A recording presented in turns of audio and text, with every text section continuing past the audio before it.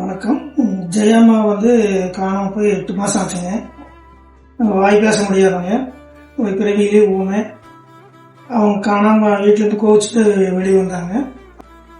வந்த ஊர் சிறுமுகைங்க. அங்க சிறுமுகையிலிருந்து அவங்க மேட்டுப்பாளையத்திலிருந்து ட்ரெயின் ஏறி கோயம்புத்தூர் அங்கிருந்து ஈரோடு ட்ரெயின் ஏறி இங்க ஈரோடு வந்துட்டாங்க. இங்கிருந்து தான் அச்சை டெஸ்ட்ல அவங்க கண்டுபிடிச்சு நல்ல முறையில் பராமரிச்சு பாதுகாப்பா வச்சுட்டு இருந்தாங்க. அந்த தகவல் கிடைச்சதுனால இங்க நான் அவங்கள சந்தோஷமா எங்க வீட்டுக்கு கூட்டிட்டு போறோம்.